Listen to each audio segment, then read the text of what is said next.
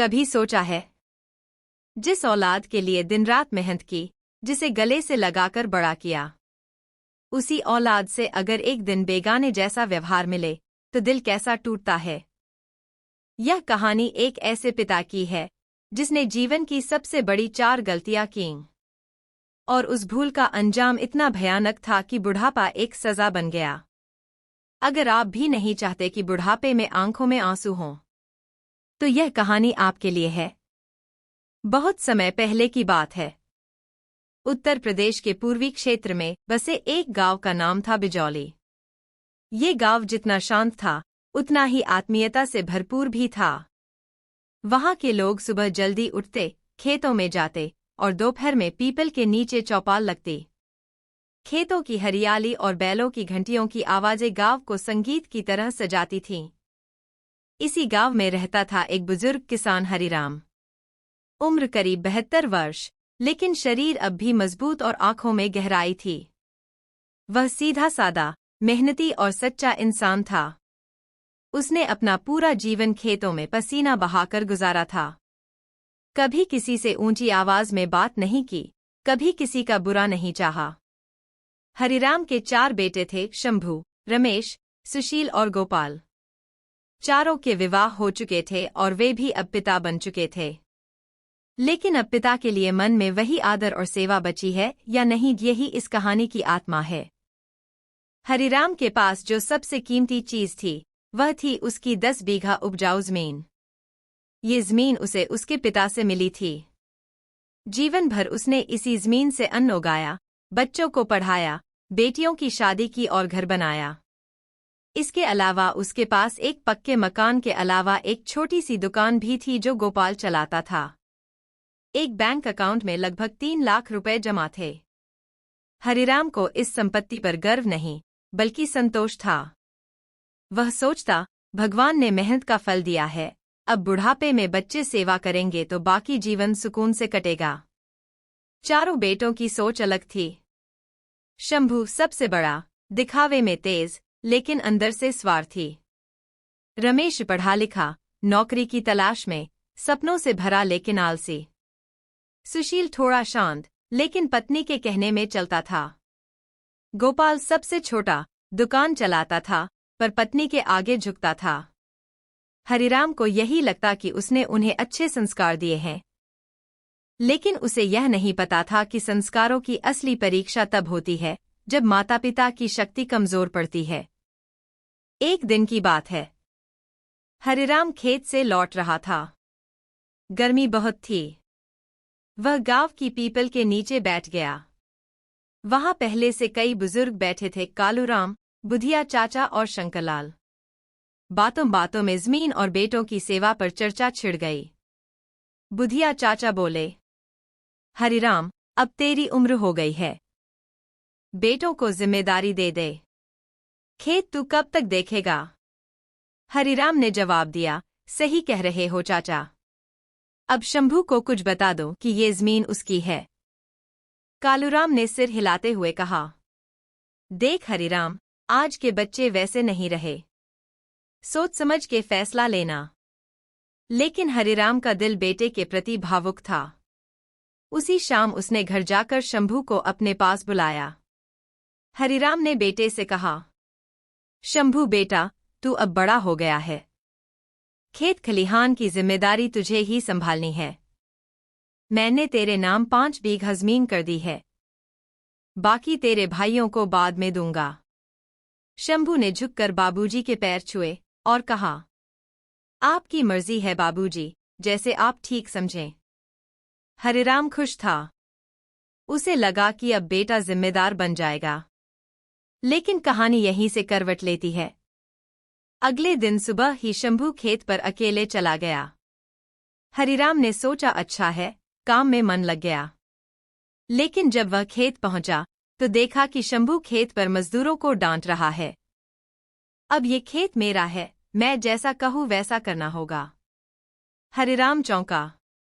बेटे को समझाया, बेटा, मजदूर भी इंसान है, प्यार से बात करो। शंभू ने कहा, बाबूजी, अब तो मैं मालिक हूं, मुझे समझने दीजिए। हरिराम को पहली बार एहसास हुआ कि शायद कुछ गलत किया। कुछ ही दिनों में शंभू ने घर में बोलना कम कर दिया। खाना खाने के समय उसकी पत्नी सबसे पहले अपने पति को थाली परोसती और हरिराम को आखिरी में। अब वो हर बात पर कहता, बाबूजी, आप बस आराम करो, अब घर का फैसला मैं करूंगा। कभी किसी चीज की जरूरत होती तो हरिराम को 2 बार कहना पड़ता। पहले जो बेटा हाथ में गिलास पकड़ाकर पानी देता था, अब कहता, पानी तो सामने रखा है बाबूजी। हरिराम को वो प्यार, वो मान, वो सम्मान नहीं मिल रहा था जो उसने सोचा था। उसे लगने लगा कि ज़मीन का नाम करना उसकी सबसे बड़ी भूल थी। ज़मीन की बात के बाद हरिराम का मन अंदर से टूटने लगा था। बेटा, जिसके कंधों पर जीवन भर विश्वास किया था, अब वही धीरे धीरे बदलता जा रहा था। शंभू अब ना घर की बात सुनता, ना खेतों की सलाह लेता। वह कहता, बाबूजी, अब आप बस आराम करिए, हमने सब संभाल लिया है। हरिराम के लिए यह आराम अब बेकार बनता जा रहा था। जो आदमी जीवन भर खेतों की मिट्टी में पला बढ़ा हो, उसे चारपाई पर पड़े रहना क्या भाएगा। पर अब वह बोलता भी तो किससे। पत्नी लक्ष्मी अब इस दुनिया में नहीं थी। उसका दुख हर दिन और बढ़ रहा था। हरिराम का दूसरा बेटा रमेश पढ़ा लिखा था। बीए पास करने के बाद उसने कई बार नौकरी के लिए आवेदन दिए, लेकिन कहीं चयन नहीं हुआ। धीरे धीरे वह मायूस हो गया और कहने लगा, गांव में रहकर कुछ नहीं होगा बाबूजी, कुछ व्यापार करना पड़ेगा। हरिराम ने कहा, बेटा, मेहनत करोगे तो गांव में भी भगवान रोजी देगा। लेकिन रमेश के सपने बड़े थे, मोबाइल की दुकान, डिजिटल सेवा केंद्र, किराना स्टोर, हर दिन कुछ नया दिमाग में चलता। एक दिन रमेश ने कहा, बाबूजी, अगर थोड़े पैसे मिल जाए तो मैं कुछ कर सकता हूँ। हरिराम ने सोचा, बेटा मेहनत करना चाहता है, इसका सपना पूरा करने में हर्ज क्या है। भावनाओं में बहकर उसने एक भारी भूल कर दी।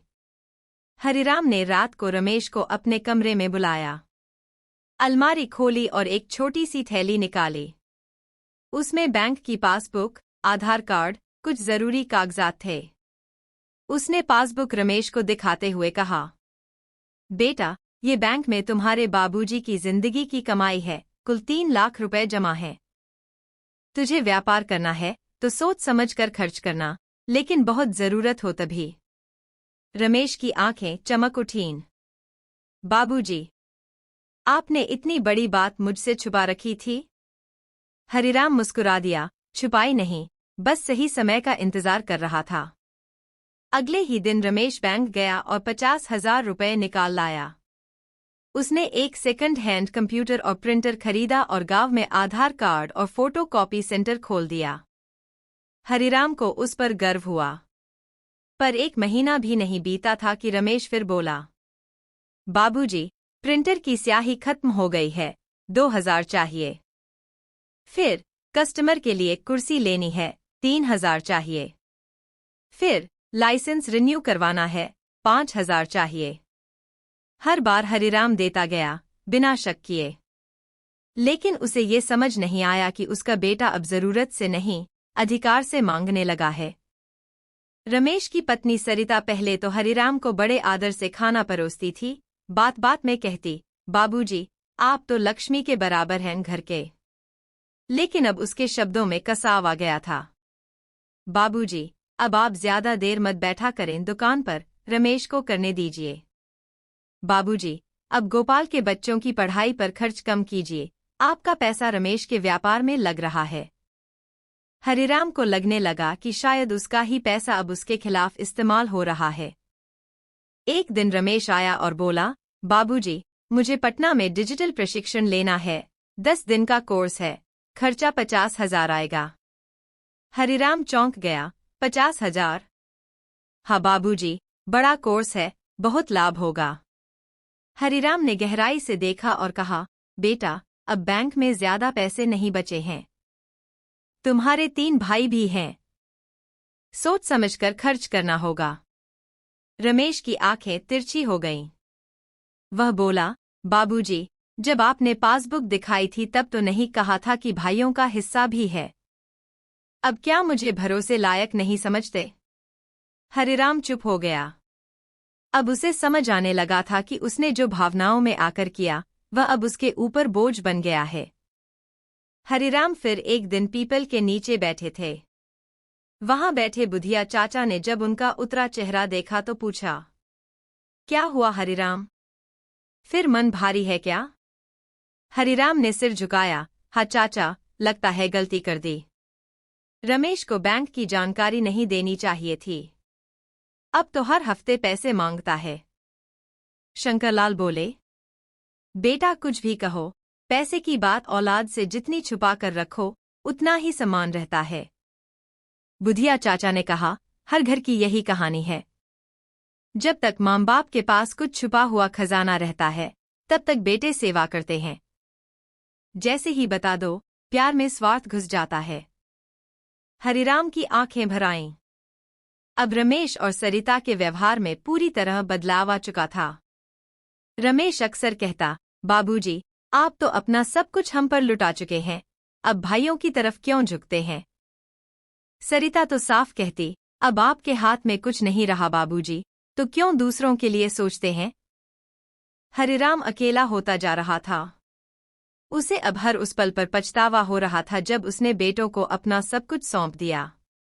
हरिराम अब रात में सोते हुए अपनी पत्नी लक्ष्मी की तस्वीर देखता और कहता, लक्ष्मी, हमने बच्चों के लिए क्या नहीं किया, अब वही हमें समझ नहीं पा रहे हैं। कहाँ चूक हो गई हमसे? जवाब में सिर्फ दीवार की खामोशी मिलती। शीतकाल के दिन थे। ठंडी हवाएं गांव की गलियों में सनसनाने लगी थीं। हरिराम अब पहले जैसा मजबूत नहीं रह गया था। शरीर धीरे धीरे जवाब देने लगा था।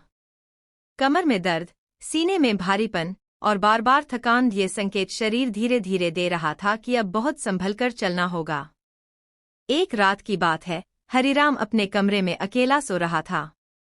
अचानक उसके सीने में तेज दर्द उठा। सांसें तेज हो गईं।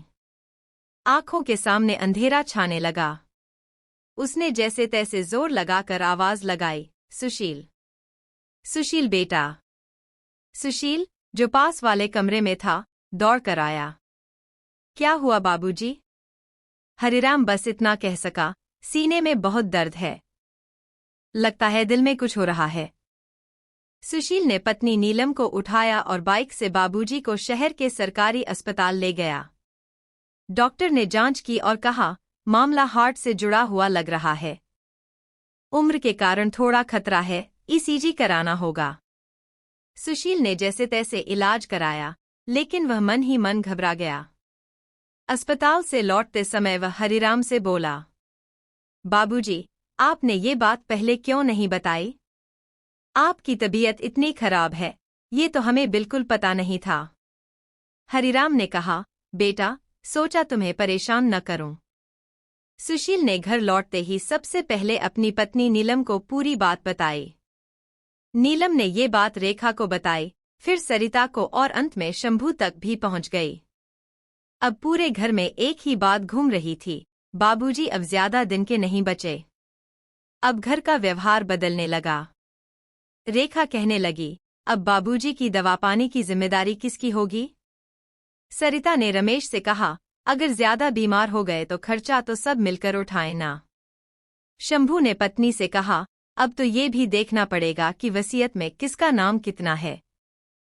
हरिराम ये सब सुन तो नहीं पा रहा था, लेकिन चेहरे के हाव भाव बहुत कुछ बयां कर रहे थे। हरिराम अब ज्यादा वक्त बिस्तर पर बिताने लगा था। दवा वक्त पर मिलती, लेकिन वो अपनापन नहीं। रेखा जो पहले खाना गर्मागर्म लाकर देती थी, अब कहती, बाबूजी, रसोई में से निकाल लीजिए, मैं बच्चों को पढ़ा रही हूँ। सरिता, जो पहले दवा के साथ फल देती थी, अब केवल गोली हाथ में पकड़ा देती थी। हरिराम को महसूस हो गया था अब वो बाबूजी से बीमार बाबूजी में बदल चुका है। एक दिन मौसम थोड़ा बेहतर था। हरिराम पीपल के नीचे चलकर चौपाल पहुंचा, लेकिन चलने की गति धीमी थी, कदम लड़खड़ा रहे थे। कालूराम ने उसे देखा और पूछा, क्या हुआ हरिराम? चेहरे पर जरा भी रौनक नहीं है। हरिराम ने धीमी आवाज में कहा, सीने में दर्द हुआ था। डॉक्टर ने कहा है हार्ट की बीमारी है। बुधिया चाचा बोले। हे राम, फिर भी अकेले आए। हरिराम की आंखों से आंसू टपकने लगे। अब कौन साथ आता है चाचा? सबको लगता है मैं अब बोझ हूं। शंकरलाल ने गंभीरता से कहा। हरिराम, ये तीसरी गलती थी तेरी। बीमारी की सच्चाई औलाद को नहीं बतानी चाहिए थी।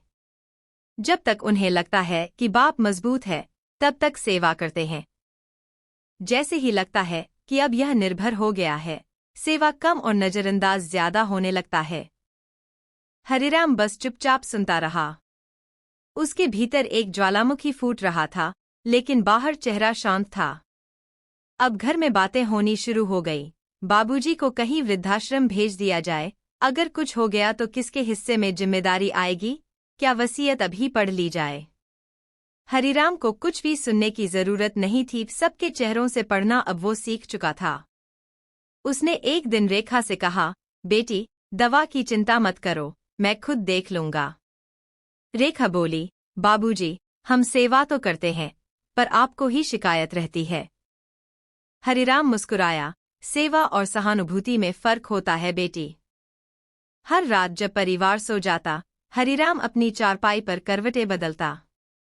उसे अब नींद नहीं आती थी। एक ओर बीमारी की पीड़ा, दूसरी ओर भावनाओं की मार। वो अपनी दिवंगत पत्नी लक्ष्मी की तस्वीर की ओर देखकर कहता, लक्ष्मी, तू होती तो मैं इतना अकेला न होता। मैंने बेटों को अपना सब कुछ दे दिया, जमीन, पैसा, प्यार और अब बीमारी की सच्चाई भी। लेकिन बदले में क्या मिला? खामोशी, बेरुखी और अकेलापन। उसकी आंखों से टपकते आंसू अब गवाही देते थे कि कभी-कभी चुप रह जाना ही सबसे बड़ी बुद्धिमानी होती है। गांव में सर्दी का मौसम उतर आया था।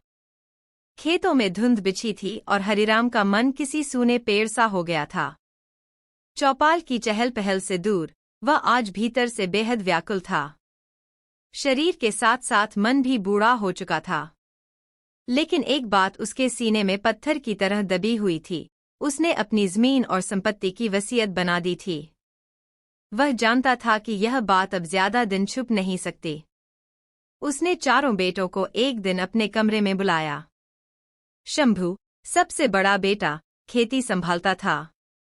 रमेश नौकरी करता था लेकिन गांव में हिस्से की जमीन चाहता था। सुशील पढ़ा लिखा था लेकिन घर के कामों से दूर। गोपाल सबसे छोटा और तेज दिमाग वाला, लेकिन सबसे चालाक भी। चारों बेटे बिछावन पर बैठ गए। हरिराम ने कांपती आवाज में कहना शुरू किया, बेटा लोगों, मैंने एक काम किया है जो शायद अब तुमसे छुपा नहीं रहना चाहिए। मैंने वसीयत बनवा दी है। एक पल को कमरे में सन्नाटा छा गया। चारों बेटों की आंखों में एक साथ जिज्ञासा, लालच और भय का सन्मिश्र भाव उभरा। हरिराम ने अपनी झुर्रीदार जेब से एक मुड़ी तुड़ी कागज की फाइल निकाली। इसमें मैंने तय किया है कि मेरी जमीन बराबर 4 हिस्सों में बंटेगी। लेकिन क्या बापू? गोपाल ने झल्लाकर पूछा। लेकिन जो बेटा मेरे अंतिम समय में मेरा साथ देगा, वही मेरा घर संभालेगा। बाकियों को जमीन मिल जाएगी, पर मेरा सिरहाना वही होगा जो मेरा अंतिम दुख पाटेगा। यह सुनते ही गोपाल ने कंधे उचकाए। बापू, ये क्या बात हुई? हमें सब कुछ चाहिए, पर ये सेवा वेवा का ड्रामा हमारे बस का नहीं। शंभू गंभीर था। रमेश और सुशील के चेहरों पर भी नाखुशी थी। रात में भाइयों ने आपस में बातें कीं। गोपाल बोला, देखो, जमीन बंट गई तो अब बूढ़े को पालने की जरूरत किसे है? रमेश ने कहा, बिल्कुल।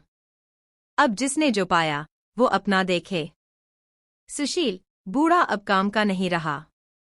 बस हमें अपने अपने हिस्से पर ध्यान देना चाहिए। और फिर अगले ही हफ्ते शंभू अपनी पत्नी को लेकर खेत के पास वाले हिस्से में झोपड़ी बनाकर रहने लगा। रमेश ने शहर जाकर कागजी प्रक्रिया शुरू कर दी। सुशील ने अपने हिस्से पर दुकान डाल दी और गोपाल ने अपने हिस्से को किसी से गिरवी रख दिया। घर में हरिराम अकेला रह गया। जिस आंगन में चारों बेटे खेलते थे, वहां अब केवल खामोशी थी। जिस चूल्हे से हर सुबह 4 थालियां लगती थीं, वहां अब सिर्फ एक थाली में सूखी रोटी और उबली दाल रखी होती।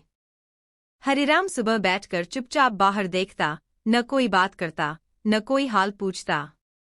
शाम को जब गांव का डाकिया आया, तो हरिराम ने उदास होकर कहा, वसीयत का सच जब रिश्तों को मार दे, तब पिता सबसे बड़ा अपराधी बन जाता है। हरिराम अब अपने ही घर में अजनबी बन चुका था। चारों बेटे, शंभू, रमेश, सुशील और गोपाल, जिनके लिए उसने जिंदगी भर सब कुछ किया, आज एक कुर्सी तक देने को तैयार नहीं थे। वो चौखट पर बैठे बैठे अब अक्सर आकाश की ओर देखते और आंखें भर आतीं। धीरे धीरे उनकी आवाज घर के अंदर से गायब हो गई थी। जो बाप कभी पूरे घर का केंद्र हुआ करता था, अब किसी को उसकी जरूरत नहीं थी। एक दिन मोहल्ले की एक पुरानी बुजुर्ग महिला, जिसे हरिराम कभी राशन लाकर दिया करता था, उनसे मिलने आई। हरिराम ने उसकी आंखों में देखा और फूट फूट कर रो पड़ा। मैंने सारी जिंदगी जो कमाया, सब औलाद को बता दिया। लेकिन जो कमाना था, वो सुकून, वो सम्मान, वो नहीं कमा पाया।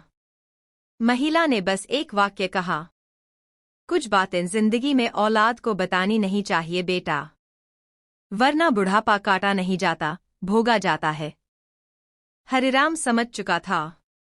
उसने जीवन की सबसे बड़ी 4 भूलें की थीं। पूरी संपत्ति औलाद को बताते ही बुढ़ापे का मूल्य खत्म हो गया। जमीन जायदाद उनके नाम कर दी, और रिश्ते भी उसी दिन छूट गए। हर वक्त बेटों की सफलता में खुद को मिटाते गए, लेकिन खुद कभी नहीं जिए। और सबसे बड़ी गलती, वसीयत तक बता दी, जिससे औलाद ने रिश्ता खत्म मान लिया। कुछ महीने बाद हरिराम एक वृद्धाश्रम में दिखा। वहां वो थोड़ा मुस्कुराता था, थोड़ी कहानियां सुनाता था, और कभी-कभी बच्चों की तरह खिड़की से बाहर ताकता था, जैसे कोई अब भी उसे लेने आएगा। लेकिन कोई नहीं आया। वो अब जान चुका था, बुढ़ापे में अगर सुकून चाहिए, तो 4 बातें औलाद को कभी मत बताओ। अपनी पूरी संपत्ति की जानकारी, अपनी वसीयत का रहस्य, अपने बचत के स्रोत, और अपने अकेलेपन की पीड़ा। क्योंकि जब औलाद जान जाती है कि पिता को अब हमारी जरूरत है और उसके पास देने को कुछ नहीं बचा, तब वो सबसे पहले सम्मान छीनती है। दोस्तों, अगर ये कहानी आपको छू गई हो, तो लाइक जरूर कीजिए, शेयर कीजिए ताकि ये संदेश हर बेटे और हर पिता तक पहुंचे। और सब्सक्राइब कीजिए हमारे चैनल को ऐसी ही सच्ची, दिल छू जाने वाली कहानियों के लिए। नीचे कमेंट में बताइए, क्या आप मानते हैं कि कुछ बातें औलाद को नहीं बतानी चाहिए? धन्यवाद। मिलते हैं अगली कहानी में।